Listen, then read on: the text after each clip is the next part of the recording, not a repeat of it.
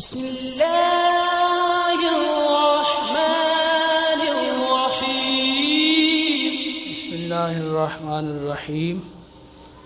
अस्सलातु वस्सलामु अलैका या रसूलुल्लाह व अला आलिका व अस्हाबिका या हबीबल्लाह। सर्फ़ के 4 कवानीन में से चौथा कानून हर्फ़ इल्लत का कानून है।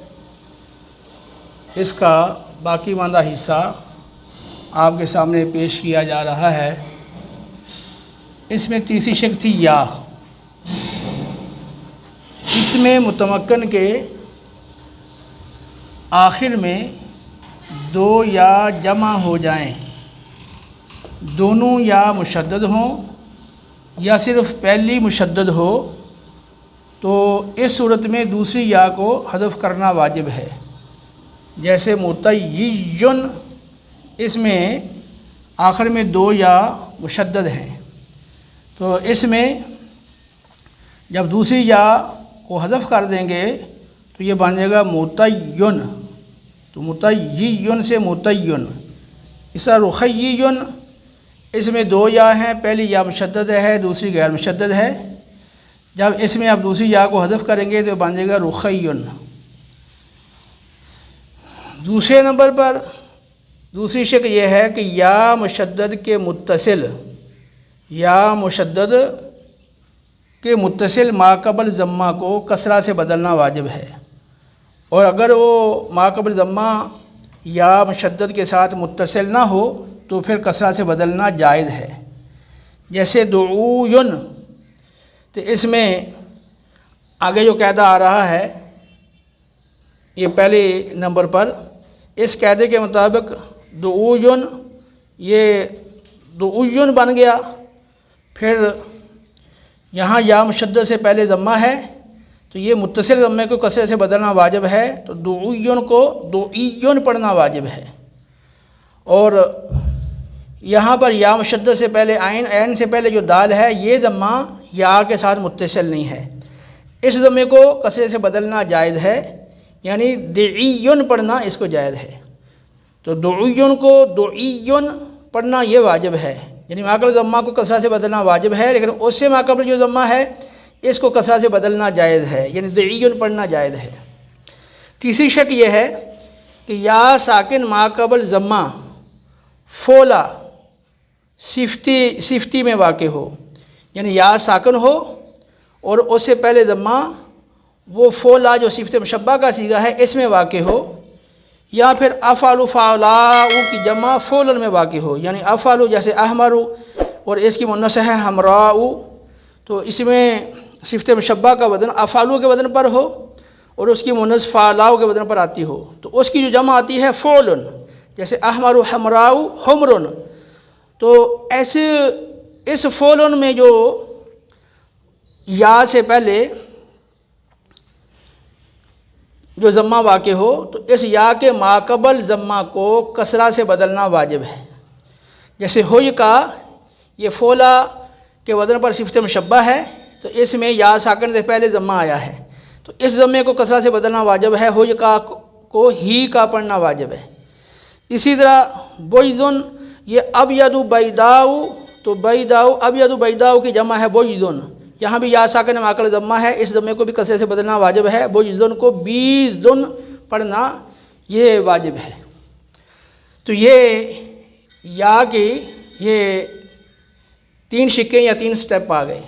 उसके बाद आगे है वाव या। यो वाव या दोनों के लिए मुश्तरका तौर पर जो ज़वाबित हैं उनका ज़िक्र है।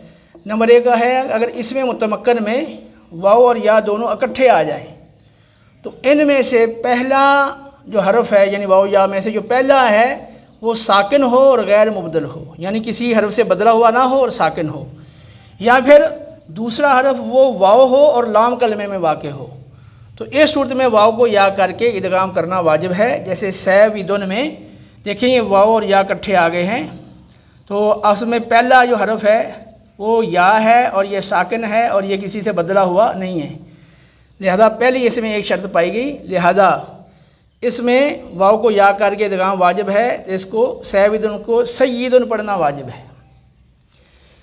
इसमें दूसरी शक ये है, अच्छा यही कायदा फिर यहाँ दुऊयुन में भी चला था कि यहाँ भी जो वाव है पहली, ये किसी से बदली हुई नहीं है और ये साकिन है, तो यहाँ भी वाव या जमा हो गए। इसी कायदे से दुऊयन को दुऊयन पढ़ना और फिर दुऊयन को माक़बल ज़म्मा को कसरा से बदल के दुईयन पढ़ना वाजिब है। अच्छा, उसके बाद ये इसकी दूसरी शेक और दूसरा स्टेप ये है कि अगर वाव या अलिफ ज़ायदा के बाद तरह में वाक़े हो, या अलिफ ज़ायदा के बाद फ़ाइल और मफ़ाइल के हम वज़न किसी कलमा में वाक़े हो, तो इस वाव और या को हमज़ा से बदलना वाजिब है। जैसे मिदआउन, यहाँ देखें वाव ये अलिफ ज़ायदा के बाद तरह में आ गई, ये अलिफ ज़ायदा है इसके बाद तरह में आ गई, तो इस वाव को हमज़े से बदलना वाजिब है। मिदआउन पढ़ेंगे, मिदआउन को मिदआउन पढ़ना वाजिब है। इसी तरह मिरमायुन में भी देखें ये अलिफ ज़ायदा है और इसके बाद या आ गई है तरफ में, तो इसको या को भी हमज़े से बदलना वाजिब है। मिरमायुन को मिरमाउन पढ़ना वाजिब है। इसी तरह दुआउन में देखें वाव अलिफ ज़ायदा के बाद आई है तरफ में, यानी आखिर में आई है तरफ में, तो इस वाव को भी हमज़े से बदलना वाजिब है। दुआउन को दुआउन पढ़ना वाजिब है। इसी तरह काबिलुन को काइलुन और बाइउन को बाइउन पढ़ना वाजिब है। तो ये अलिफ ज़ायदा के बाद ये जो पिछली मिसालें थी इनमें तो तरह में आई है, और इनमें फिर यह है कि फ़ाइल या मफ़ाइल के अलिफ के बाद ये वाव या वाक़े हो रही है।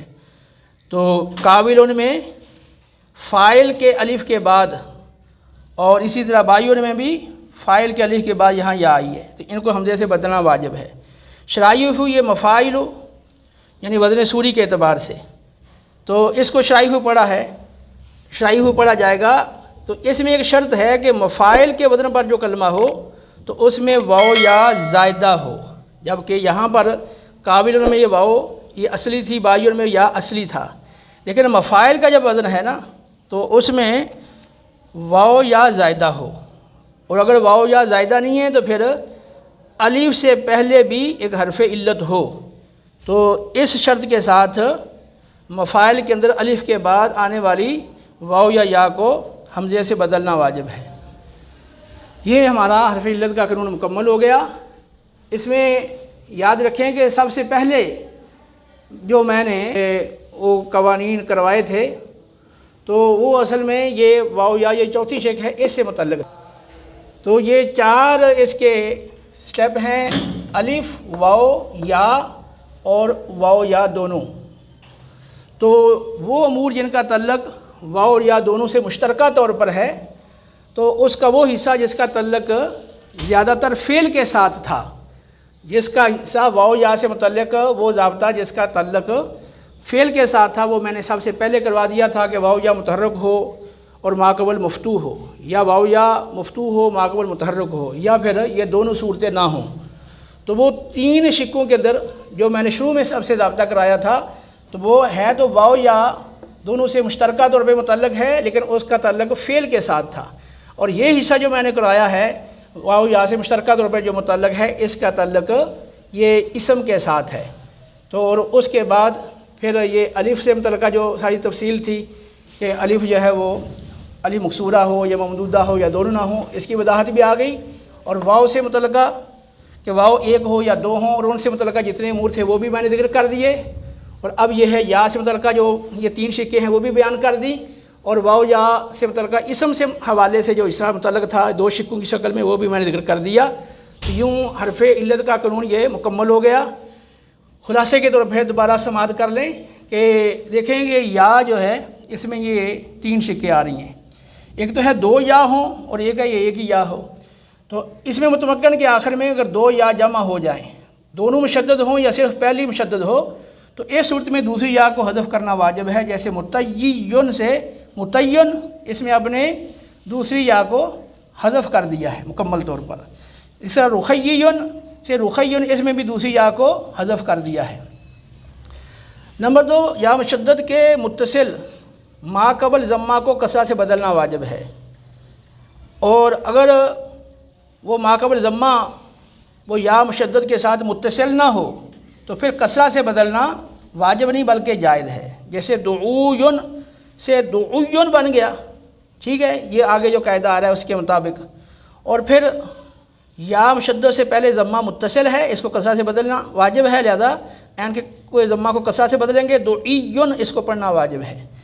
और ये जो दाल का ज़म्मा है ये चूँकि या मुशद्दद के साथ मुत्तसिल नहीं है, लिहाजा इस ज़म्मे को कसरे से बदलना जायज़ है, यानी दुईयुन पढ़ना जायज़ है। तीसरी शक्ल यह है कि या साकन मा कबल ज़म्मा हो, लेकिन ये ज़म्मा फ़ोला के वज़न पर आने वाला जो कलमा सिफ़त मुशब्बा के कबीले से है उसमें वाक़ हो, या फिर अफ़लु फ़ालाउ जो इसमें तफ़दील अफ़ालु हो और उसकी मुनस फ़ालाउ के वज़न पर आती हो, और उस अफ़ालु की जो जमा है ना फ़ोलन के वज़न पर आती, उस फ़ोलन के अंदर अगर या से पहले ज़म्मा आ गया है तो इस या के माकल ज़म्मा को कसरा से बदलना वाजिब है, जैसे हुज का से ही का और बुज़ुन से बीजुन। उसके बाद ये वाव या से मुश्तरका जो इसम के हवाले से उमूर हैं वो दो स्टेप में मैंने जिक्र किए कि अगर इसमें मुतमक्कन में वाव या दोनों इकट्ठे आ जाएं तो उनमें से पहला साकिन गैर मुबदल हो, यानी वाव या में जो पहले आया है वो साकिन हो और गैर मुबदल हो, किसी से बदला हुआ ना हो। और अगर ये शर्त नहीं है तो फिर दूसरी शर्त पाई जाए कि दूसरा हर्फ जो है वो वाव हो और लाम कलमे में वाक़ हो, करके इदगाम करना वाजिब है, जैसे सैविदुन से सय्यिदुन। इससे दूसरी शक्ल यह है कि अगर वाव या अलिफ ज़ायदा के बाद तरह में वाक़ हों, या फिर अलिफ ज़ायदा के बाद फ़ाइल मफ़ाइल के हम वज़न कलमा में वाक़ हो, तो इस वाव या को हमज़ा से बदलना वाजिब है, जैसे मिदआउन से मिदआउन, मिरमायुन से मिरमाउन, दुआउन से दुआउन पढ़ना वाजिब है, क्योंकि यहाँ पर वाव और यहाँ पर या और यहाँ पर वाव ये तरफ में वाक़ हुई है अलिफ ज़ायदा के बाद, इसलिए इनको हमज़े से बदलना वाजिब है। अच्छा, दूसरी शक्ल में ये था कि या फिर फ़ाइल और मफ़ाइल के अलिफ ज़ायदा के बाद वाक़ हो, जैसे काविलुन, तो यहाँ पर ये अलिफ ज़ायदा है, इसके बाद वाक़ हुई है, तो काविलुन को काइलुन और बायुन को बायुन पढ़ना वाजिब है। तो यहाँ वाव और या दोनों ये असली हैं, यानी रूफ़ असलिया में से हैं, और इनसे पहले ये अलिफ जो फ़ाइल का अलिफ है ये ज़ायदा है, तो इसके बाद आने वाली वाव या को हमज़ा से बदलना वाजिब है।